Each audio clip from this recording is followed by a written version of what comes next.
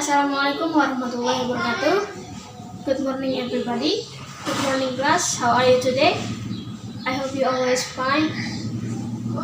Before we start our lessons, it will be nice if we pray first. So little class, please lead the prayer. Jadi sebelum kita memulai kelas pada pagi hari ini, alangkah baiknya jika kita berdoa terlebih dahulu. Silakan ketua kelas pimpin doanya.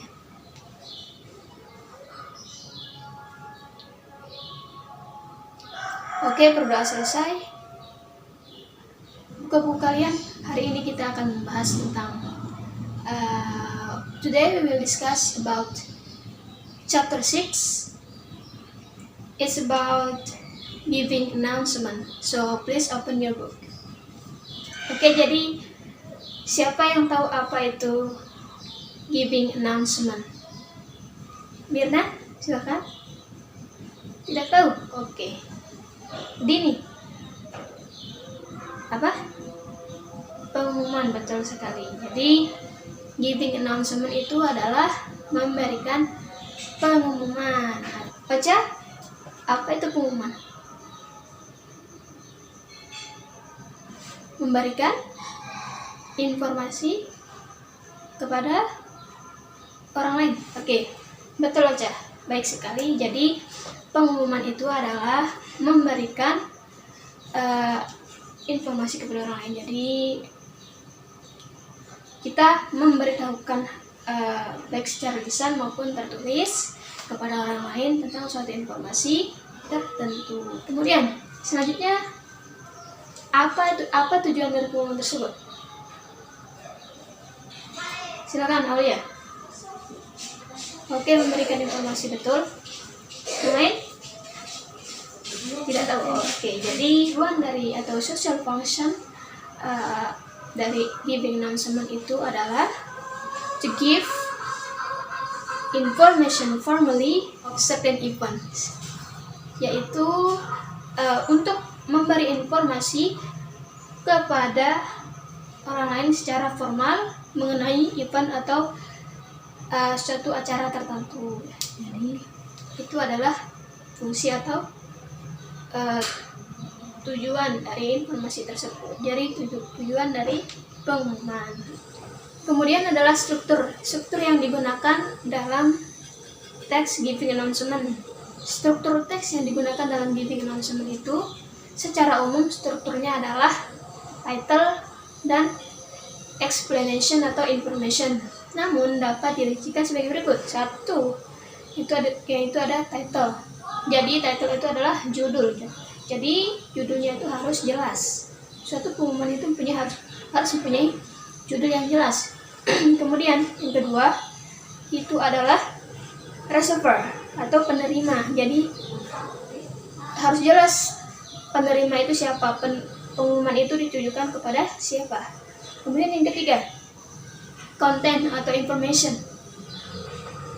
Jadi isi atau informasi yang disampaikan itu harus ada, wajib ada, dan juga harus jelas juga. Kemudian yang terakhir itu adalah sender atau pengirim. Jadi pengirimnya itu harus jelas, siapa yang mengirim, kepada siapa, kemudian di sini apa, judulnya apa, begitu.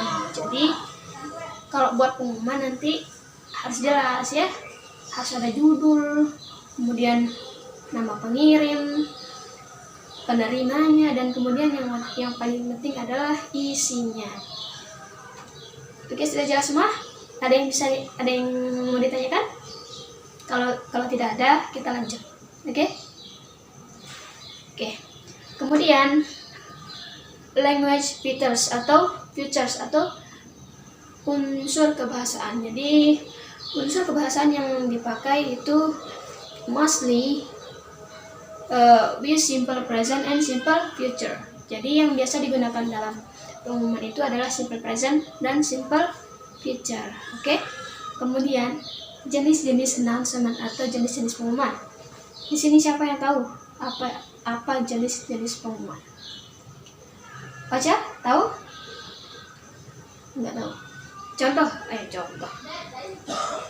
Mirna, tahu apa itu jenis pengumuman? Nggak tahu. Oke, sebutkan contohnya aja satu. Apa Mirna? Pengumuman orang hilang. Oke, bagus. Itu adalah satu bentuk dari salah satu contoh dari pengumuman. Oke. Jadi, announcement itu ada banyak macamnya. Yang pertama itu ada pemberitahuan atau himbauan. Kemudian, yang kedua ada pengumuman suatu kegiatan atau event. Misalkan acara sekolah, acara konser, misalkan acara amal, begitu. Yang ketiga ada pengumuman orang hilang. Seperti yang dikatakan oleh Mirna tadi. Yang kemudian yang keempat ada lowongan pekerjaan. Jadi lowongan pekerjaan itu termasuk dari announcement. Biasanya lowongan pekerjaan itu terdapat di koran-koran, majalah, media sosial, dan lain sebagainya. Kemudian yang selanjutnya itu ada iklan. Pasti kalian sering lihat iklan kan? Di mana kalian biasanya lihat iklan? Di mana? TV, betul sekali. Kemudian di mana? Radio. Ya, biasanya dia di TV, di radio, di sosial media, di internet, itu semua pasti ada iklannya.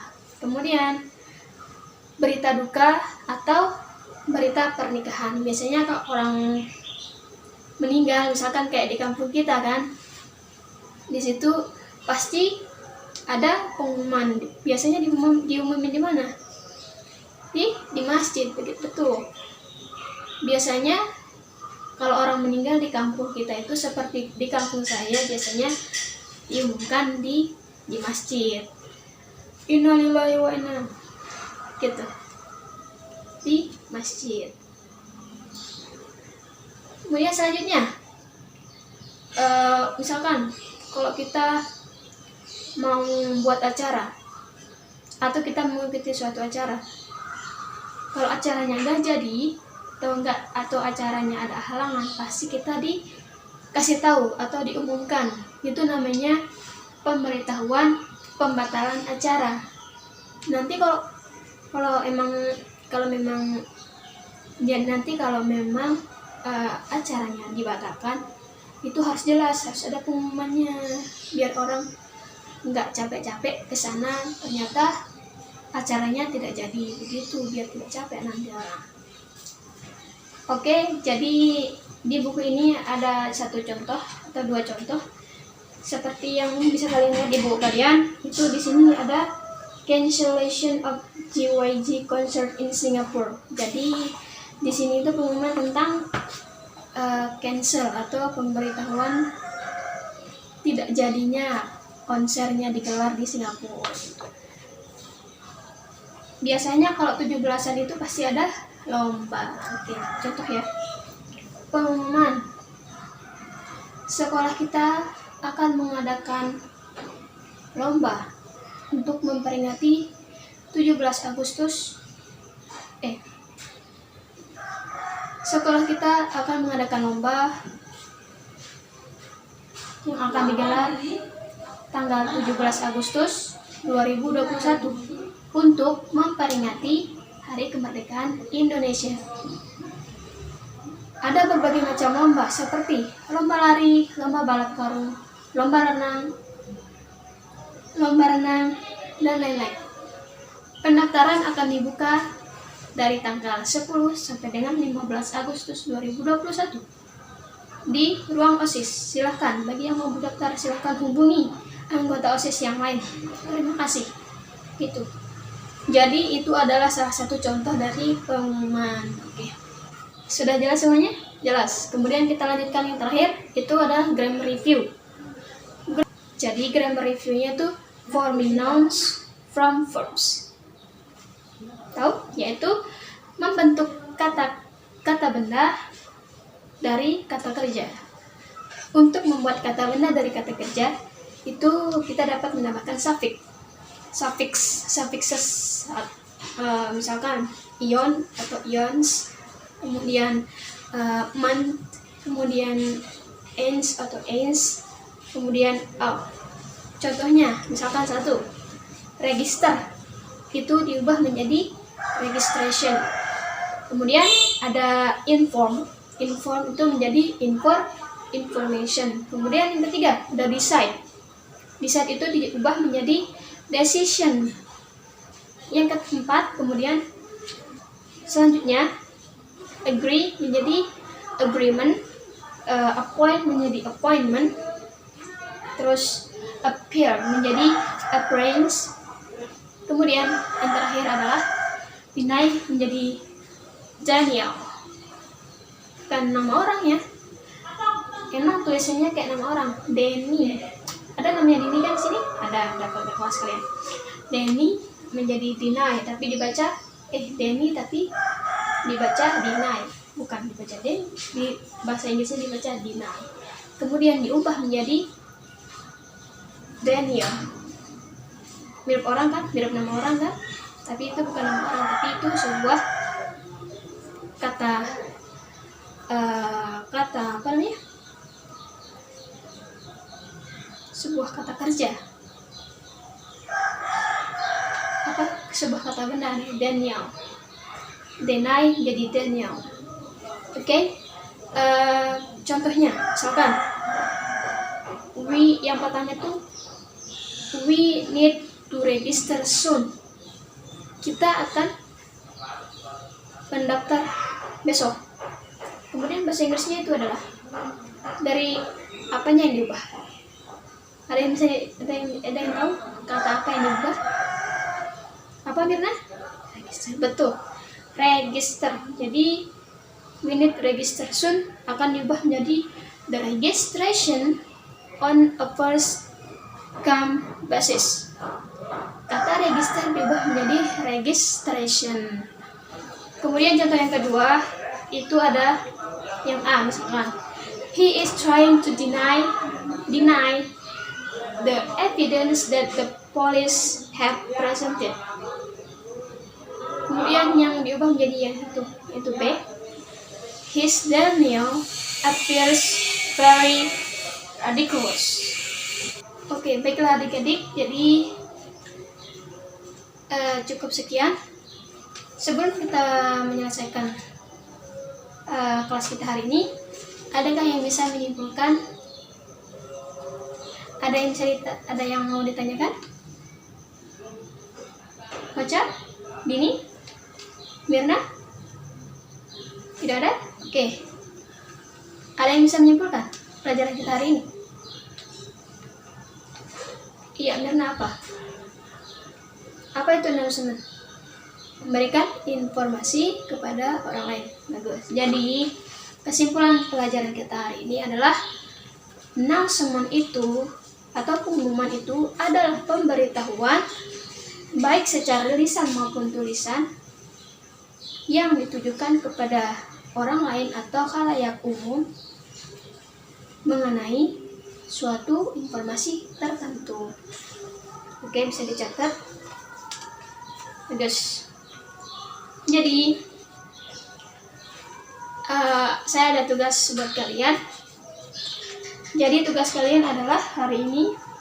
Jadi tugas kalian adalah make an announcement with the topic setoran hafalan Al-Quran siswa-siswi MA Darun Najah.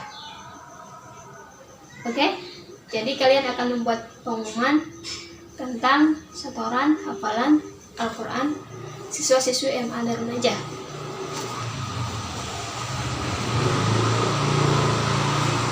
Mengerti? Ngerti? Oke. Jika tidak bisa selesai hari ini, maka itu bisa jadi PR kalian. Kalian bisa kerjain di rumah. Jangan lupa buat seunik dan semenarik mungkin, karena itu akan ditempel di mading. Paham kan? Oke? Bagus.